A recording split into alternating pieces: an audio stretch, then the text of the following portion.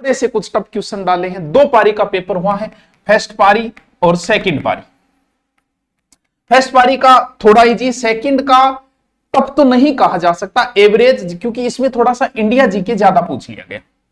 मैंने यूट्यूब पे हिंदी करवा रखी है, पॉलिटिकल करवा रखी है, हिस्ट्री करवा रखी है, इंडिया हिस्ट्री करवा रखी है, इंडिया ज्योग्राफी करवा रखी है, और इतनों में इन दोनों पेपर में ऐसा कोई क्वेश्चन नहीं है जो यूट्यूब पे मेरा नहीं करवाया हुआ है। बस बात इतनी कि हो सकता है कोई वीडियो मुझे 2 साल पहले का ढूंढना पड़ जाए, लेकिन बहुत सारे ऐसे बच्चे जो मेरा कोई वीडियो मिस नहीं करते, सारे वीडियो देखते, उन्हें पता है कि ऐसा कोई क्वेश्चन है ही नहीं। इसलिए मैं बोल रहा हूं कि भ्रमित ना हो, अगर आप आगे की तैयारी कर रहे हैं तो भ्रमित मत होना। आप एक गाइड को रट लो, ओनली फॉर 1 गाइड। उस गाइड से बाहर अगर कोई क्वेश्चन आया, जैसे फर्स्ट एड में आई, किसको आ रही थी रे? जो क्वेश्चन एवरेज है, जो सबको आ रहा है, अगर वो प्रश्न तुम्हारा गलत होता है तो तुम लाखों स्टूडेंटों से पीछे चले जाते हो।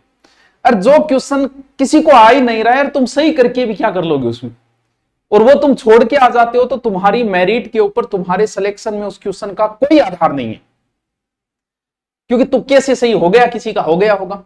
इसलिए अब भी मैं बोल रहा हूं, भले तुम रीट की तैयारी कर रहे हो, भले तुम एसआई की तैयारी कर रहे हो, आगे किसी की तैयारी कर रहे हो, तुम सिर्फ ये मान लो मेरे कहने पे तुम एक गाइड को रट लो, और क्योंकि वही बात है कि हर कोई आजकल गाइड निकाल लेता है, कोई बड़ी बात नहीं गाइड निकालना।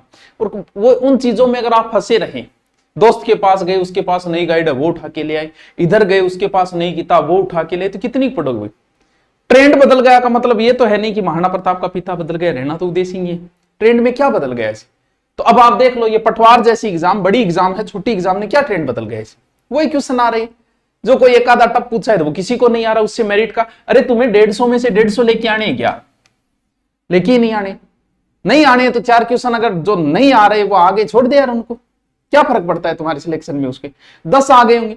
इसलिए बोल रहा हूं, तुम एक गाइड को रट लो, कसम खा लो कि इस गाइड को मैं पढ़ूंगा, इससे बाहर आया तो मैं जाने दो, इसके अलावा मैं इसमें गलत है तो मैं गलत रटूंगा, इस गाइड में सही है तो सही, किसी की भी हो, इससे कोई फर्क नहीं पड़ता है।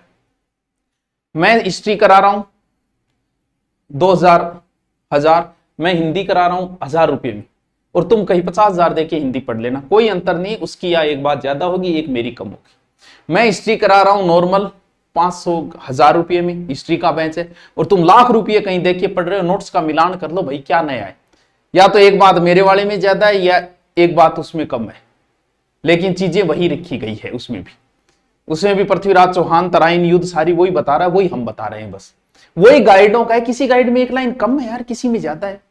तुम एक गाइड को रट लो, एक गाइड से बाहर 5% से ज्यादा मैटर नहीं जाता, और जो जाता है वो किसी को आता भी नहीं है। तो फिर नई गाइड पढ़ के क्या कर लोगे?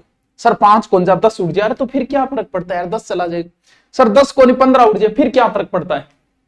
5 और जान दे 20, 80% भी तुम कर लेते हो ना, तो भी तुम्हारा सिलेक्शन है। इसलिए बोल रहा हूं, एक गाइड सिलेक्शन चाहते हो तो ज्ञान बाद में बढ़ा लेना, ज्ञानी बाद में बन जाना। अभी सिर्फ एक गाइड, एक किताब को पढ़ लो, उससे बाहर मैटर नहीं जाता है।